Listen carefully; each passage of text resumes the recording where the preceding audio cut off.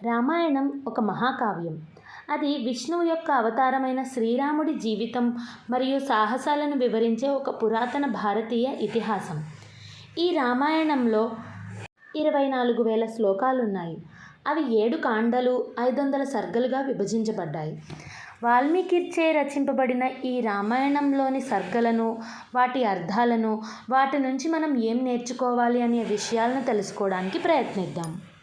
ఒకనాడు వాల్మీకి మహర్షి నారదుణ్ణి, ఈ భూమి మీద మంచి గుణాలు కలవాడు, పరాక్రమవంతుడు, సత్యాన్నే పలికేవాడు, అన్ని విద్యలు తెలిసినవాడు, అసూయ ద్వేషములు లేనివాడు, యుద్ధరంగంలో దిగితే దేవతలకు కూడా భయపడనివాడు, ఇలాంటి గుణాలు కలిగిన వారెవరైనా ఉన్నారా అని అడుగుతాడు.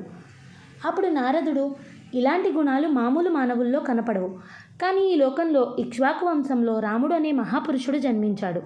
అతని తల్లిదండ్రులు కౌసల్య, దశరథులు. ఒకనాడు దశరథుడు రాముడికి పట్టాభిషేకం చేయాలి అని సంకల్పిస్తాడు. అది అతని భార్యల్లో ఒకరైన కైకకి నచ్చదు.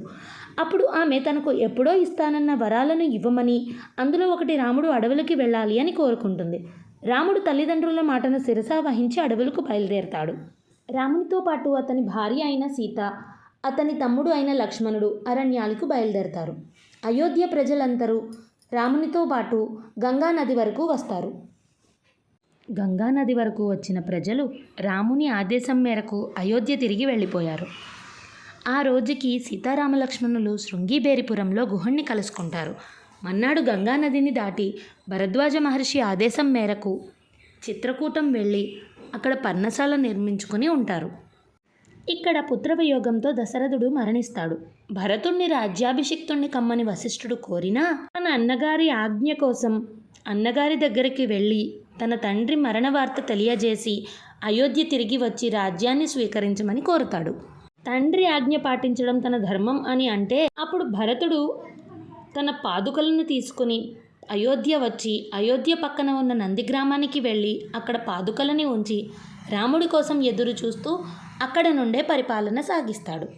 తరువాత రాముడు దండకారణ్యం వెళ్ళి అక్కడ ఎంతోమంది రాక్షసుల్ని సంహరిస్తాడు. అక్కడే రావణుని సేనలు ఉంటాయి. రావణ సోదరి శూర్పణఖ రాముణ్ణి చూసి ఇష్టపడుతుంది. రాముడు ఆమె ముక్కు చెవులను కోసి విరూపిగా మారుస్తాడు.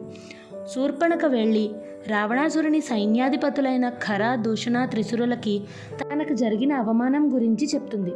వారు ఆవేశంతో రాముడి మీదకి యుద్ధానికి వెళ్తే వారిని రాముడు సంహరిస్తాడు. ఆ వార్త తెలుసుకుని రావణాసురుడు మారీచుణ్ణి సహాయం చేయమని అడుగుతాడు.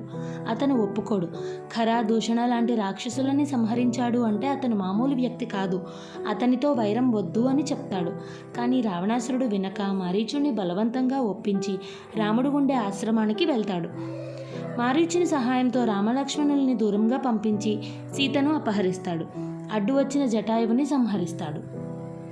రావణ సంహారం తర్వాత రాముడు సీతను స్వీకరించడు. ఆమె అవమానం భరించలేక అగ్నిప్రవేశం చేస్తుంది. ఆ తరువాత విభీషణుణ్ణి లంకకు రాజుని చేసి రాముడు నందిగ్రామం వెళ్ళి భరతుణ్ణి కలుసుకుని అంతా కలిసి అయోధ్య వెళ్తారు. అప్పుడు సీతారాములకి పట్టాభిషేకం జరుగుతుంది. రాముని పరిపాలనలో ప్రజలంతా ఎంతో సంతోషంగా ఉన్నారు. వారిద్దరూ 11,000 సంవత్సరాలు రాజ్యపాలన చేసి ఆఖరికి బ్రహ్మలోకం చేరుకుంటారు. ఇలా అని నారదుడు వాల్మీకి మహర్షికి రామాయణాన్ని క్లుప్తంగా చెప్తాడు.